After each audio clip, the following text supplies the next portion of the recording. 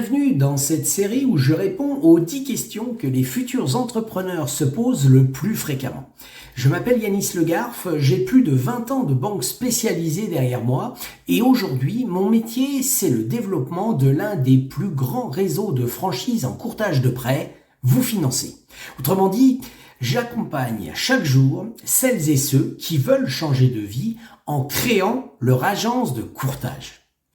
Je me suis amusé à demander à une IA quelles étaient les 10 questions les plus fréquentes que les personnes qui veulent quitter leur emploi ou qui veulent lancer un business se posent. J'ai ensuite croisé ce résultat avec les questions que les candidats à notre franchise me posent également le plus souvent. Et j'ai ainsi obtenu le top 10 des questions les plus fréquentes. Aujourd'hui, je réponds à la question numéro 5 de ce top 10. Combien de temps faut-il pour réussir en franchise? Vaste sujet.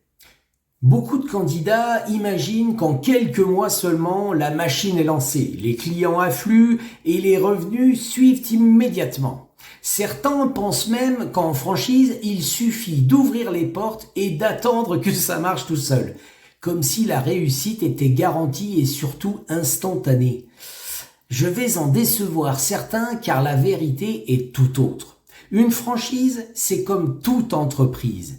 Il y a un temps incompressible pour construire les fondamentaux. Les 6 premiers mois, vous êtes dans la mise en place.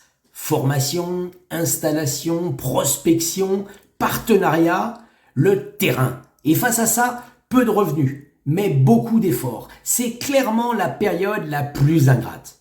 Entre 6 et 12 mois, les premiers résultats apparaissent. Les premiers clients signent, le bouche à oreille démarre. C'est généralement au bout de 18 à 24 mois que vous atteignez votre vitesse de croisière avec un portefeuille solide et des revenus réguliers. La franchise a cela de génial que vous restez toujours le décideur de vos choix. Mais vous n'êtes jamais seul. Vous faites partie d'un réseau. Vous vous appuyez sur l'expérience des autres et ainsi, avec le soutien d'animateurs dédiés et professionnels, vous faites des points réguliers, vous adaptez votre méthode, vous ajustez vos choix. Et oui, c'est aussi pour cela qu'on rejoint une franchise. Bénéficier du savoir-faire d'un réseau qui a déjà été confronté à tous ces sujets de lancement d'activité. Alors, combien de temps faut-il pour réussir en franchise? Le temps qu'il faut pour construire quelque chose de solide et durable. La montée en puissance de votre structure est tout sauf une perte de temps. C'est la clé de votre réussite à venir. Il faut tout faire pour réduire au maximum cette période, mais il faut accepter cette inertie et ne pas perdre d'énergie à essayer de la combattre.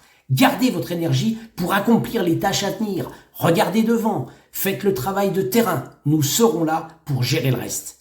Alors, adaptez votre trésorerie à votre modèle et surtout, soyez tenace. En conclusion, adaptez votre trésorerie à votre modèle et surtout, soyez tenace encore une fois.